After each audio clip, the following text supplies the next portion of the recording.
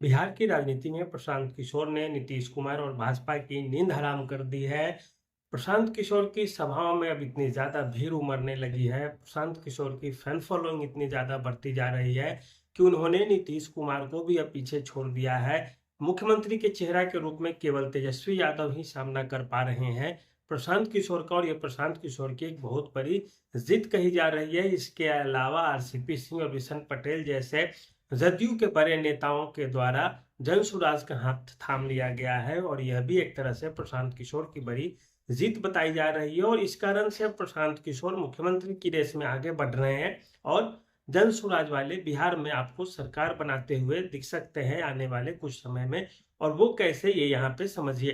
प्रशांत किशोर की जो पार्टी है जनसुराज है, वो तमाम तरह की घोषणाएं करते जा रही है। मुसलमानों को राजद के पाले से अलग होने के लिए अपील कर रहे हैं प्रशांत किशोर कि आप अलग होइए, आपको टिकट हम देंगे, जितनी आबादी मुसलमानों की है उतनी टिकट हम देंगे, मुसलमान आइए। और कुछ न कुछ मुसलमानों की जो संख्या है वो जनसुराज से जुड़ने लगी है, क्योंकि मुसलमानों में भी सारे लोग राजद को पसंद करने वाले नहीं हैं।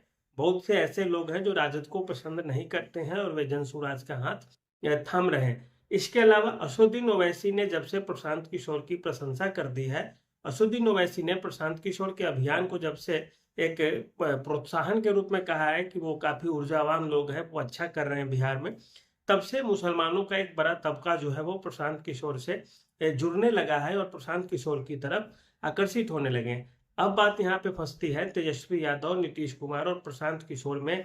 क्या प्रशांत किशोर सचमुच में बिहार का मुख्यमंत्री बनने जा रहे हैं, या उनका जो जनसुराज अभियान है वो जीतते हुए नजर आ रहा है? आपको बता दें, जिस समय प्रशांत किशोर ने जनसुराज की स्थापना की थी उस समय सारे के सारे लोग जनसुराज को वोटकटवा पार्टी के रूप में देख रहे थे, समझ रहे थे, उससे ज्यादा कुछ भी नहीं देख रहे थे। 2 4 10 15 20 लोग जो थे जनसुराज की सभाओं में रहते थे, 4 5 लोग रहते थे। उसमें से भी ज्यादातर ऐसे लोग थे जो कभी दूसरी पार्टी में थे, कभी तीसरी पार्टी में थे। तो इस तरह कहा जाता था कि बिहार में इनका कुछ न होने जा रहा है।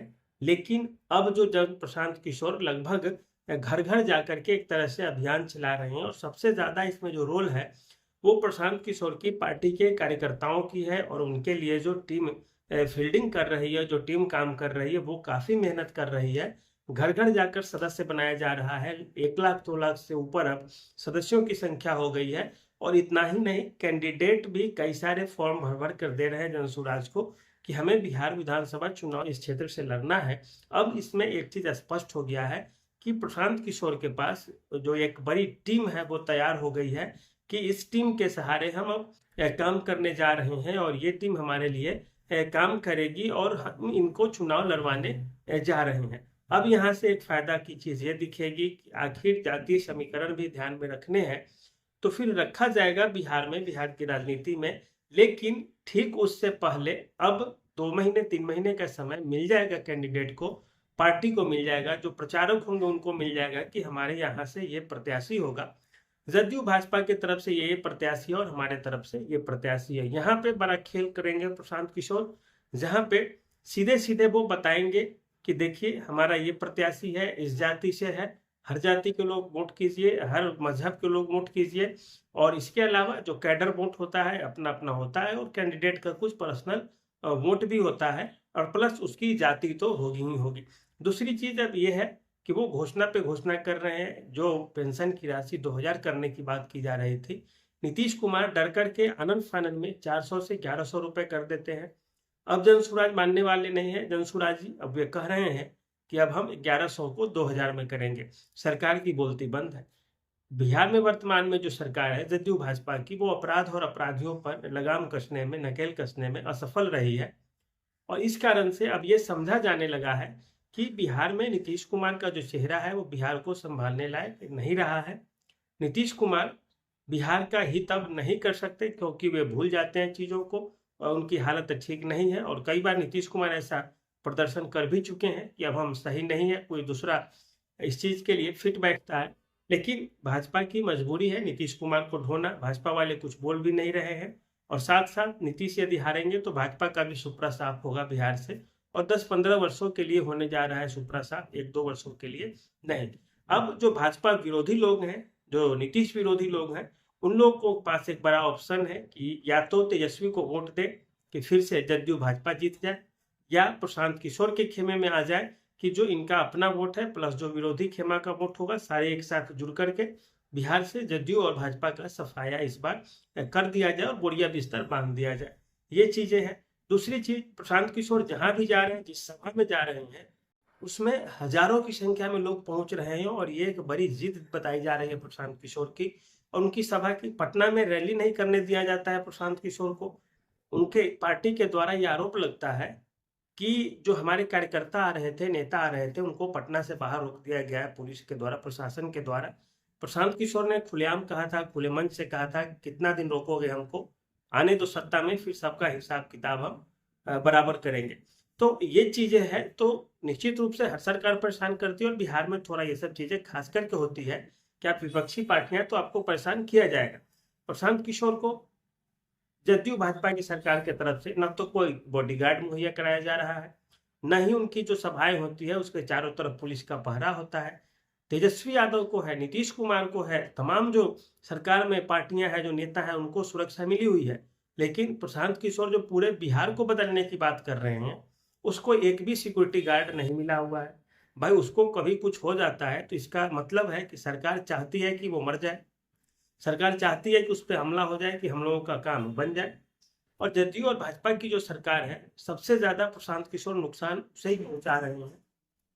और इसमें कोई दो राय नहीं है कि प्रशांत किशोर धीरे धीरे और अगर बढ़ते चले गए तो जदयू और भाजपा का तो सुपड़ा साफ है। नीतीश कुमार के खिलाफ खास एक्शन प्लान तैयार है उनका, हर चीज के लिए नीतीश कुमार को निशाना बना देते। भाजपा का जो कैडर वोटर है वो प्रशांत किशोर को चाहने लगा है और वो प्रशांत किशोर की ओर खिसक रहा है। प्रशांत किशोर किस जाति से थे कोई नहीं जानता था। राजद वालों ने प्रशांत किशोर पांडे कह के प्रशांत किशोर को एक बड़ा हीरो बना दिया। जब सारे जाति अपने अपने जाति को वोट कर रहे हैं तो फिर जो पांडे हैं, जो सवर्ण है, वो भी वोट कर देंगे प्रशांत किशोर को। साथ साथ जिसका कैंडिडेट होगा वो वोट कर देगा। बहुत सारे लोग मुसलमान करेंगे जब मुसलमान कैंडिडेट होगा। और प्रशांत किशोर ने एक बड़ी जो चीज कह दी है कि हम जातियों के हिसाब से टिकट का बंटवारा करेंगे।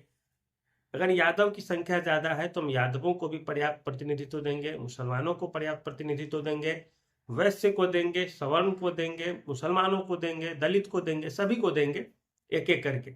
और अब बड़े से बड़े चेहरे आ रहे हैं प्रशांत किशोर के साथ। उनके जन सुराज अभियान में मनीष कश्यप जैसे चेहरे आए हैं और कुछ और दो चार लोग आ सकते हैं जिनका नाम खुलेआम अभी कहना सही नहीं है। धीरे धीरे चीजें स्पष्ट हो रही है, माहौल बन रहा है उस चीज के लिए और वो समय आने पे होगा। निश्चित रूप से यह कहा जा सकता है कि प्रशांत किशोर, जिसे लोग वोटकटवा कह रहे थे, अब वो प्रशांत किशोर दो रोल में है। या तो प्रशांत किशोर बिहार में ज्यादा से ज्यादा सीटें जीत करके अरविंद केजरीवाल की तरह विपक्ष को साफ कर देंगे और बिहार में सरकार बनाएंगे, नहीं तो सत्ता की चाबी प्रशांत किशोर की पार्टी जनसुराज के पास होगी। अगर वो 30-40 सीटें भी जीत जाती है तो आप यकीन मानिए, न तो तेजस्वी न ही नीतीश इस स्थिति में होंगे 122 सीटों का बहुमत दिखा सके या दावा कर सके। ऐसी स्थिति में फिर से राष्ट्रपति शासन लगेगा, फिर से चुनाव होंगे और फिर से बिहार में क्या होगा कि फिर से चुनाव होंगे और कोई नया चेहरा आएगा, नई पार्टी उभर के सामने आएगी। भाजपा बेचैन है, उसका जो आधार है वो खिसक रहा है। जदयू वाले भी बेचैन है कि उनकी सत्ता जा रही है और जदयू का विलय किस पार्टी में होगा ये कहना बड़ा मुश्किल है। तो ये चीजें हैं, प्रशांत किशोर की घोषणाएं, ऊपर से जंगल राज पे जो प्रहार कर रहे हैं प्रशांत किशोर तेजस्वी यादव के। तेजस्वी यादव खुद परिवार के मामले में उलझे हुए हैं। पप्पू यादव कन्हैया कुमार के नेतृत्व को लेकर तेजस्वी पे आरोप लग रहा है कि अन्य चेहरा को वे अच्छा तवज्जो नहीं दे रहे हैं। तो आप यकीन मानिए, आप नहीं दीजिएगा तो आपको भी भीतरघात होगी। आपके वो साथ तो रहेंगे लेकिन आपके लिए चुनाव प्रचार मन से नहीं करेंगे और आप हार जाइएगा।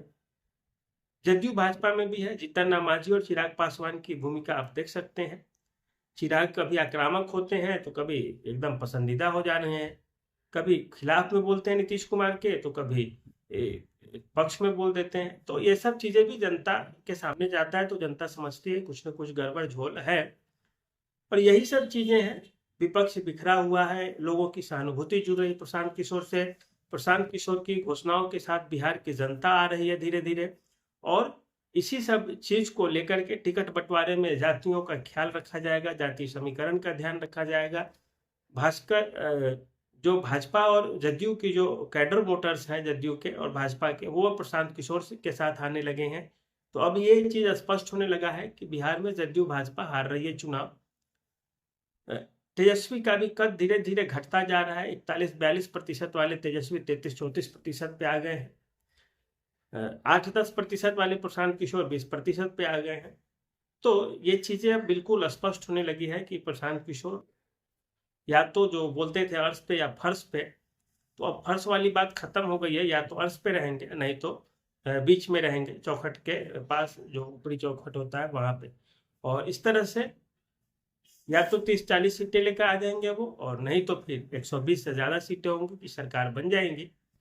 गरीब तबके से, दलित तबके से, आम जन से जो बिहार में बदलाव चाहते हैं, ऐसे लोगों की संख्या पर्याप्त है। और वो यदि प्रशांत किशोर के साथ खड़े हो गए खुल करके, तो आप यकीन मानिए बिहार में उसी दिन जनसुराज की सरकार बनते हुए आपको दिखेगी। चुनाव में भी समय है और धीरे धीरे आप देखेंगे जनसुराज का व्यापक समर्थन बढ़ता चला जाएगा और जनसुराज को काफी फायदा होता हुआ दिखेगा। तो आज के लिए इतना ही रहने दीजिए। धन्यवाद, नमस्कार।